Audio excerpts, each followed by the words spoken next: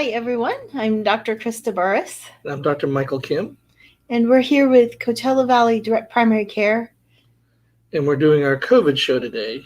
And so today is May 5th, 2021. So Revenge of the 5th, or Cinco de Mayo, or I guess just May 5th. May 5th. How are you today? I'm doing good. It's lovely here in the Coachella Valley today. It's a nice warm day, but not super hot yet. So not too windy. It's pretty perfect, actually. So. Well, I think it could be a little cooler, but that's just me. So. Well, today we're going to talk a little bit about the numbers in the valley, and then we'll go into a little bit about another topic. So do you want to take it away, Dr. Burris? Yeah. So the first thing we're going to look at is a slide. And I didn't do all the slides we normally do today. I just wanted to let you know that our weekly numbers for Riverside County have our case rates per 100,000 at 3.4. So that's an improvement from last week, which I believe was 3.9. So it's moving in the right direction. But in order to get into the yellow tier, that case rate needs to be less than 2. And so we have a little ways to go there. It's not likely, honestly, that we're going to make it into yellow tier before the tier system's actually done away with. I don't think this is going to really impact us much, honestly. And then our positivity rate for the county is at 1.9. So looking at this slide here, what we see is the weekly report for the Coachella Valley, which is also known as District 4 in Riverside County. And this is looking at the entire week. And what you'll see here is that our numbers are staying nice and low. In fact, we had plateaued for a while, and last week our numbers improved. Our new cases were only 86 for the entire week. That's really good news, but it's good to keep it in context. Those are 86 cases that were identified last week just in our valley. And that does tell us that we still have ongoing transmission. It's still out there. It's still being passed around. For those 86 cases that were identified, we estimate there was about 5 times more that were not. So we still had about 500 new people get sick last week or catch the virus. So remembering that helps people to understand why there's still these guidelines to, social distance and wear masks, because people think, oh, the numbers are good. That means it's fine. Why don't we just dump it all and keep going? We're vaccinating. We're good to go. Well, the truth is we still have hundreds of thousands of people with no immunity to this in the valley. So we still have a long way to go on vaccinating. So we still have a really big, what's called susceptible population, group of people who could get sick.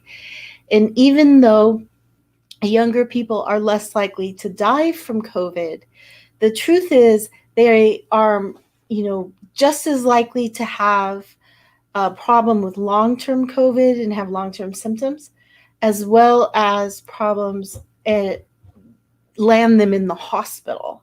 So it's still a disease that it's better not to get. So remembering that.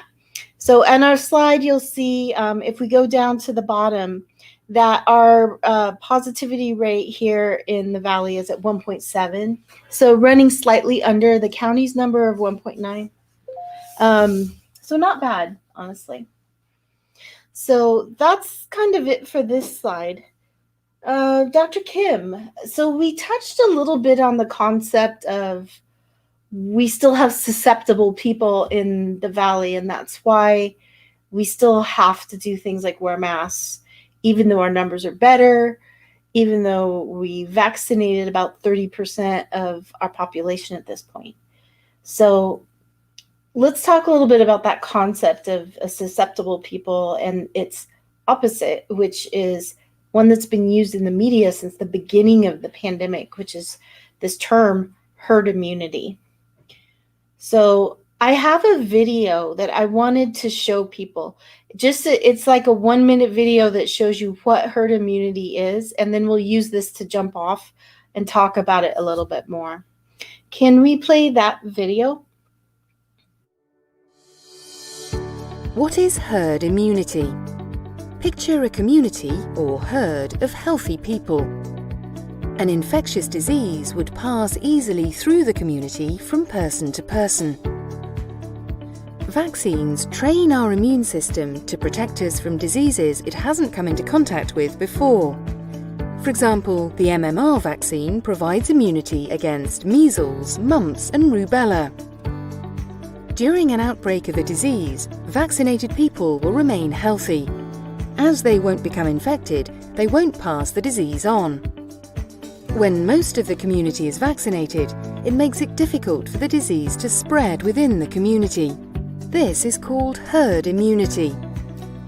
If more people within the community remain unvaccinated, herd immunity can break down, allowing the disease to spread more easily. Herd immunity is especially important for individuals in the community who can't be vaccinated. For example, if they are too old, too young, or have weak immune systems.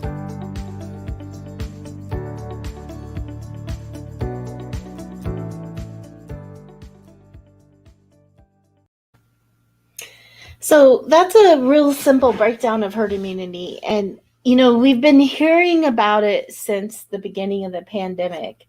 And initially, let's talk about how people were using that or what they were meaning when they said herd immunity or talking about the concept of herd immunity. So I think there are a couple of different scenarios people were talking about. They were talking about letting everyone catch the disease so that those who survived would have antibodies and therefore would be immune to getting the disease again. Yeah, unfortunately, that scenario would have resulted in over 3 million deaths in the United States, even at a very small 0.01 mortality rate. So that really wasn't a great plan. Right. Yeah.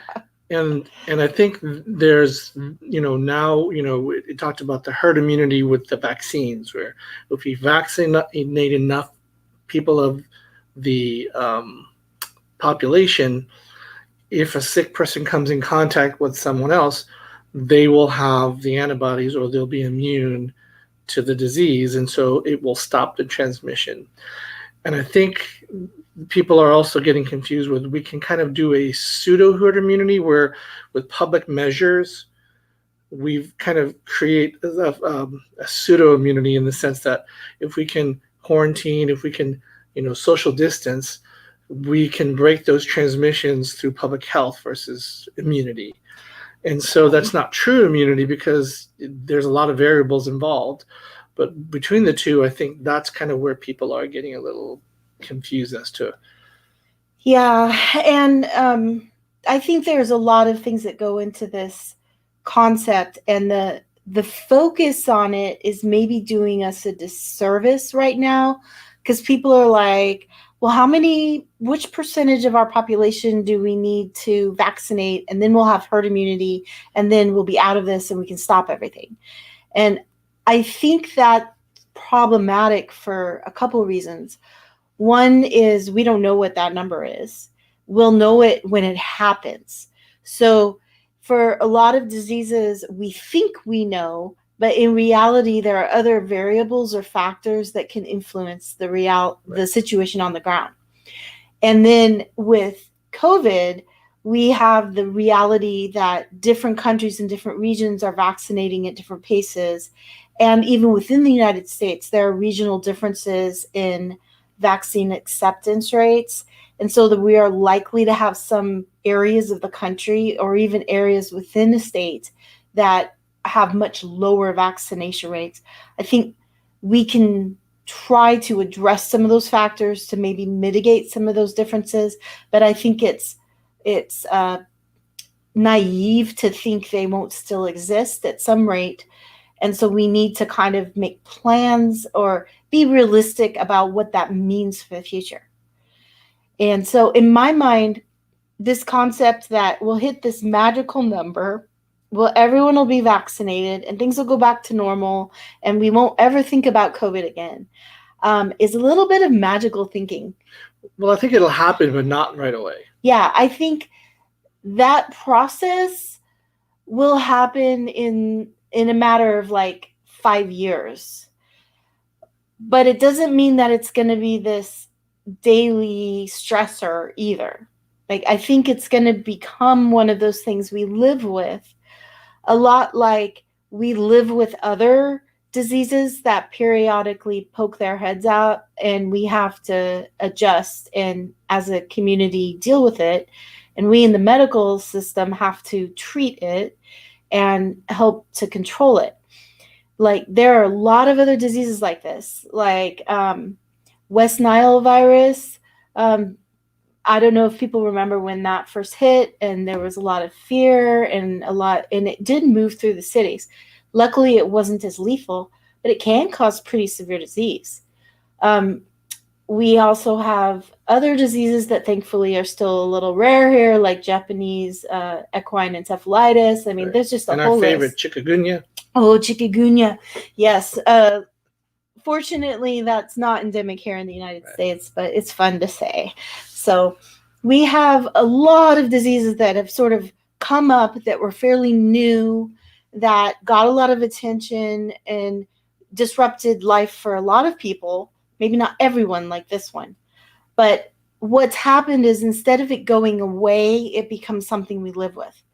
And so I wanted to talk to you a little bit about what, looking into a crystal ball and sort of through the lens that we have of looking down the road maybe a year and saying, okay, the vaccine has had a chance to get to, every corner of the United States. It's making its way around the world. A lot of people are back to normal. Will we still be wearing masks next May if we get on a plane, for instance? Or will my child have to wear a mask at school? Or am I going to be asked for proof of vaccination every time I go to a movie theater? Or, is this still going to be as disruptive as it is right now? So I think it depends, right? So in an ideal world, if we all had a gazillion dollars in our bank accounts, we all could say we're not going to work because we all don't need to. We can sustain ourselves with our gazillion dollars and wait till the herd immunity occurs, right? That's the ideal, right? Because that way no one is suffering. Everyone can continue, right? Because every single person has $1 million. And we can battle this, right? But that's not reality. So, at first we had to do a lot of public measures. We had to sacrifice our economy to get a handle on this. And now that we have a lot of good strategies involved with vaccine and public health, we're in this weird kind of area of, we're winning this thing in the US, but there's still places that are not winning. And we have this vaccine and we have public health measures so we can open up economies and not be a slave to this thing, but it still can cause problems.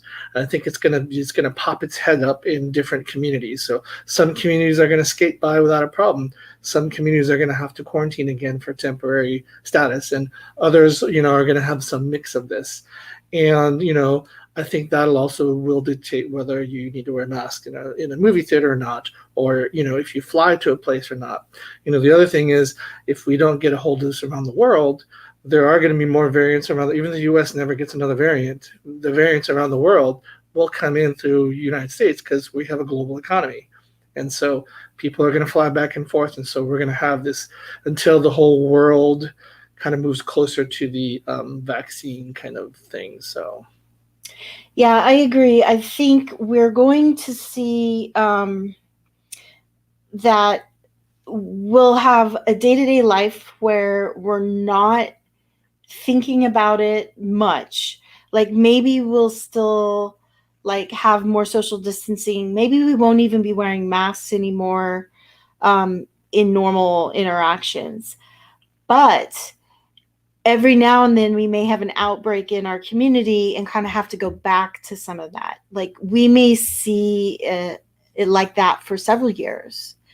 I think it will depend a lot on the community's vaccine rates. And Jose asked about Pfizer getting close to the EUA extension for the 12 to 15 age group. And I do believe just, what they've reported is that we're going to get that approval sometime this week or by next Monday or Tuesday at the latest. So I think that approval has been a little slow in coming, honestly. I think they got distracted with all the problems with the Johnson & Johnson vaccine, because that was the same group of people who had to deal with that. So I do think we're going to see that getting approved for this age group. I have no problem vaccinating my 15-year-old. We vaccinated our 17-year-old already. And, when I look at my 15-year-old and my 17-year-old side by side, it's hard to tell which one of them is older. They look very similar. Right. And so to me, extending that down to age 12 is not a huge reach. It's a really safe vaccine in this age group, and they don't even get as many side effects. Right. So like our 17-year-old really pretty much flew through it. So I'm excited because I would like to, be sending them to some summer camp experiences or some trips that we may take, and just knowing that they can be vaccinated before summer really gets full swing is kind of making me super happy. From what it looks like, Moderna is still in process of getting their vaccine approved, but they're doing a slightly different approach than Pfizer. Pfizer applied for the teenagers first, and now they're finishing up their study in younger children. Moderna was running the two studies concurrently.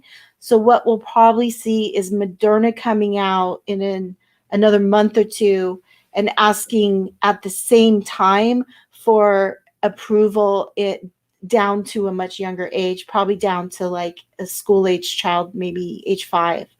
So that's my thought about what'll happen. And then Pfizer will finish up their studies and ask to lower their approval rate as well, but probably not till fall. So that's what I think is happening with those. I don't know if Johnson & Johnson will even attempt to get approval for younger age groups with what's gone on. Yeah. I don't know. I suspect not, but maybe.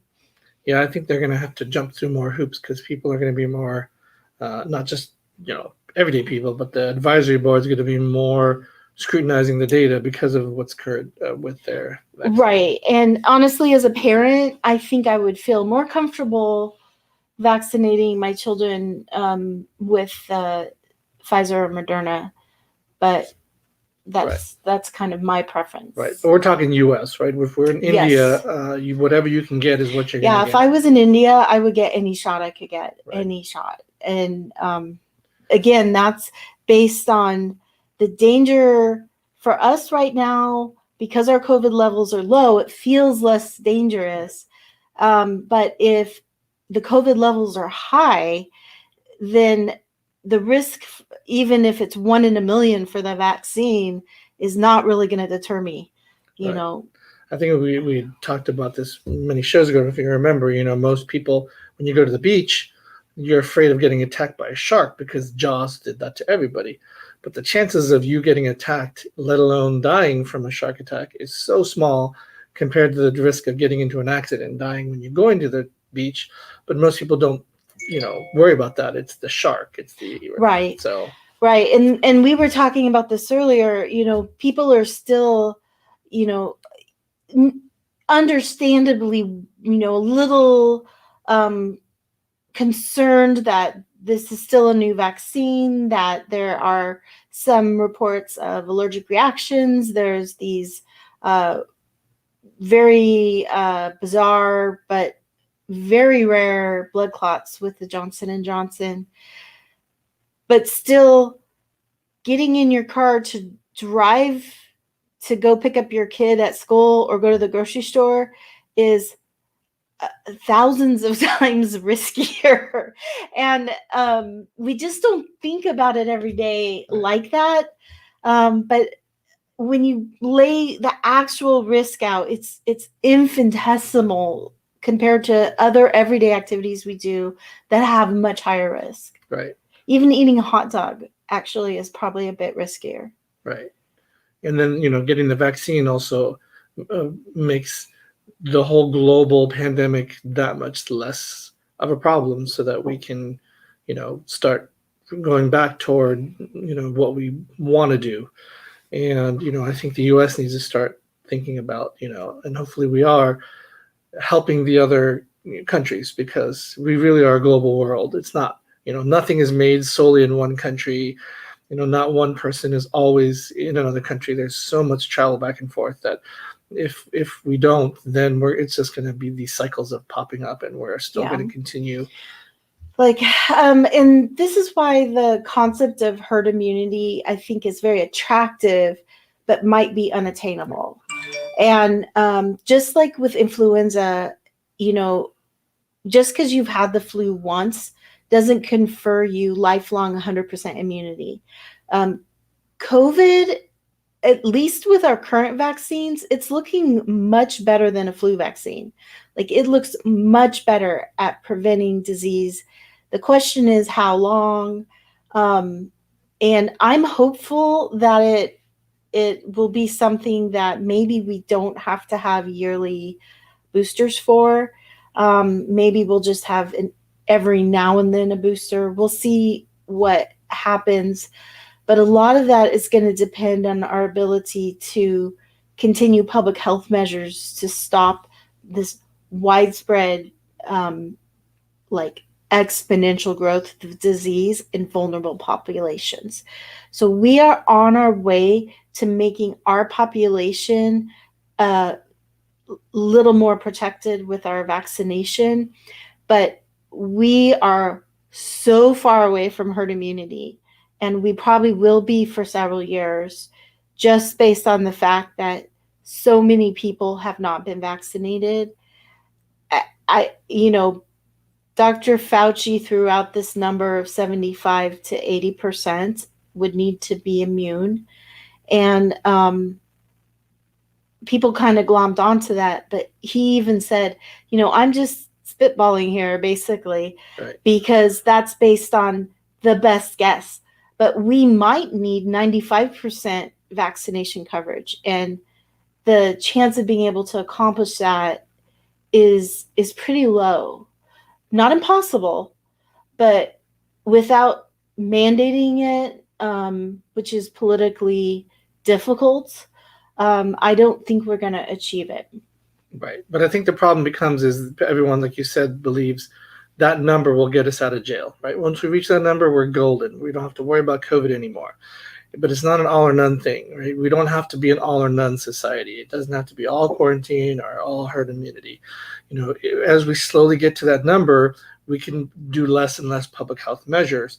And the longer we hover in where we are, 30, 40% of at least one dose, we're going to have to keep imploring or deploying public health measures to stop the vulnerable population, and the non-vulnerable are going to have problems too from ever having outcomes that are bad from COVID. But I think we've learned some lessons as a country about how to stop respiratory illnesses here, and that may change the way we do things forever. Just like we learned in the 1800s how important it was to have clean water to prevent the spread of disease. So I know we ran over. That's okay. We can combine the two shows. I think this is an important. Yeah. So I think this is going to change the way companies function, businesses function. We may never go back to these really crowded assembly line type of work environments without people wearing masks. there needs to be a little more understanding that you cannot crowd large groups of people together for long periods of time during cold and flu season and not have a large portion of your population get sick. Also, just like we have health and safety rules to help prevent the spread of things like E. coli in food production, we may need some additional workplace health standards to help prevent the spread of respiratory illnesses in workplaces.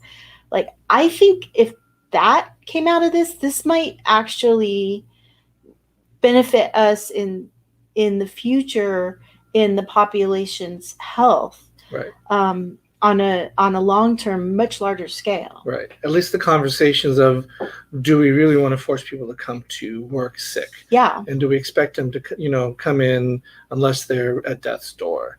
And it's maybe changed a little bit of our culture, because in the past, if you wore a mask in public, people thought you were either like, really strange or a chemo patient. And now there may be a little more acceptance of people wearing masks if they do have a cold and they need to go out, because that actually is pretty helpful to prevent the spread of less serious respiratory illnesses as well, including influenza, which can be quite serious. Right. And I don't know, you had talked about the vaccine proving thing. I don't know if you want to go there, or like vaccine proof. Oh. Are we going to move to the type of culture where you have to show your papers? No. That's probably only going to be necessary for specific events. Like, I think we may still be at the point in the pandemic where if we want to have certain types of events, we need to make sure that everyone at that event is as protected as possible, until we get to the point where really we're not having ongoing transmission within the community. So that may mean, like, I believe in yellow tier, you can have like a wedding reception. And if you can prove that everyone at that reception is immune to COVID with vaccination or recent disease, then you can actually have more people at your event. So it may be possible that we'll still be using proof of vaccination for very specific things like that, so we can bring more people into close proximity safely. But I doubt we'll ever get to the point where it's like, if you're not vaccinated, you can't go into a building or something like that. It'll be interesting to see what happens with vaccination requirements in workplaces and universities.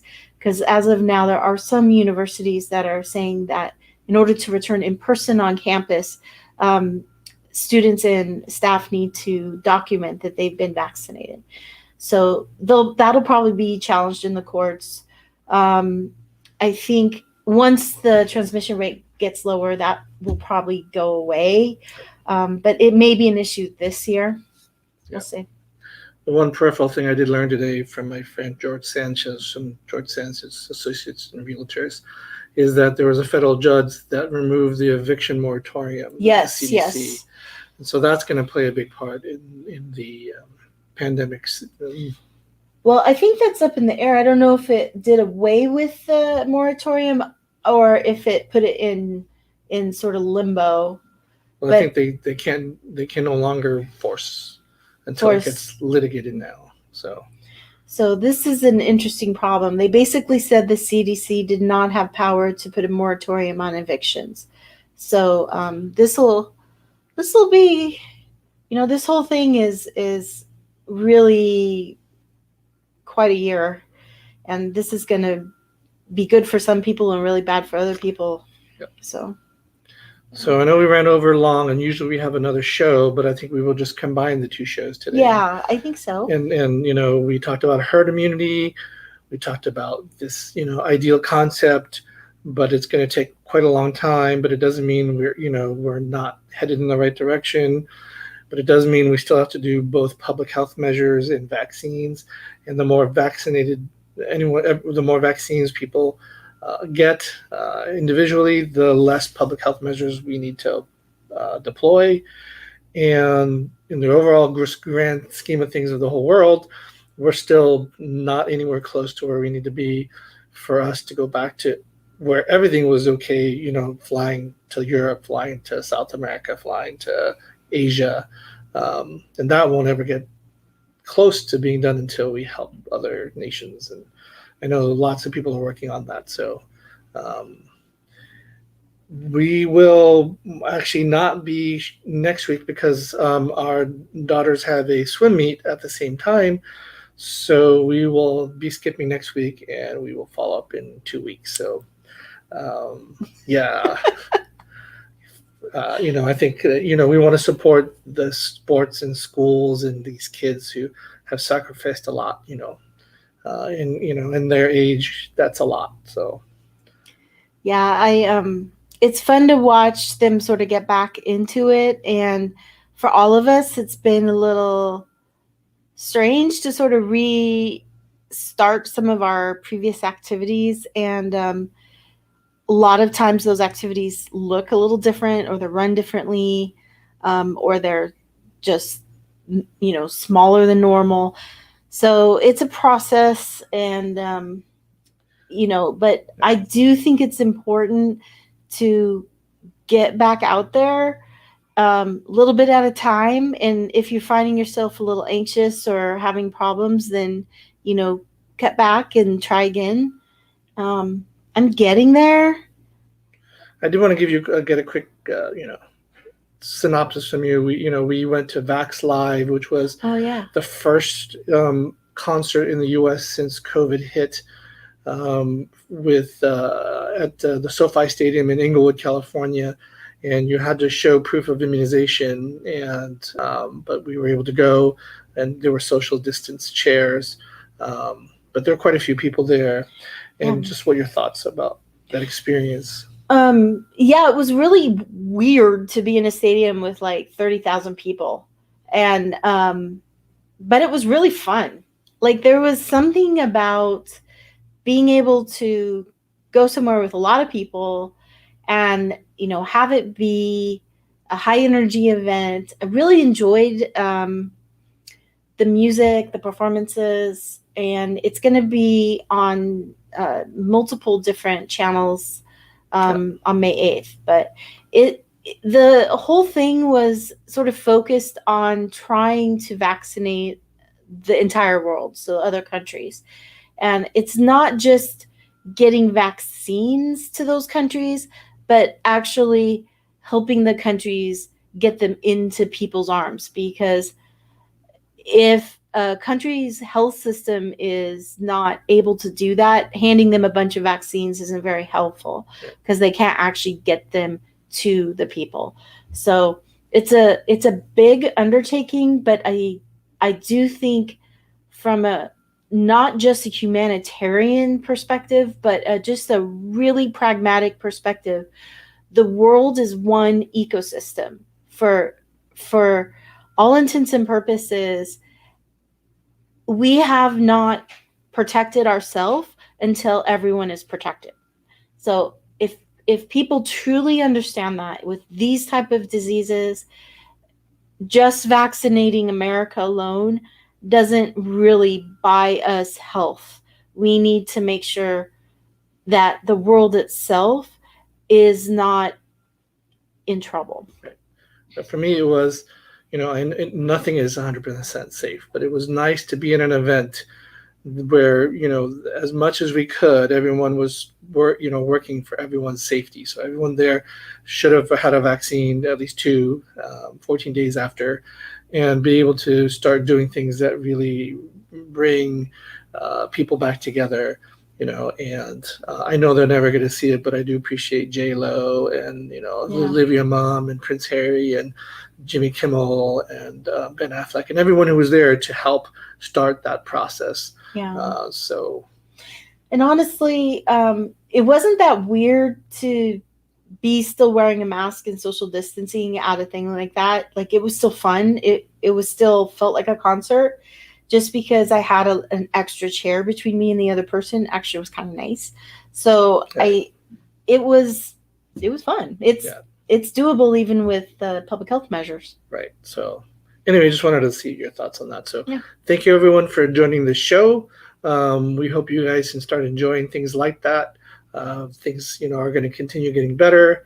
There will be some hot spots here and there, but I think as a global world, we still have a long way to go. And so the more people that can get vaccinated, the more we can start focusing on the global sense. So yeah, if you have any questions about vaccines, or you're a little unsure which one you want to get, you can leave a comment down there. Or if you have interest in vaccine but don't know how to get one, let us know and we'll help answer those questions.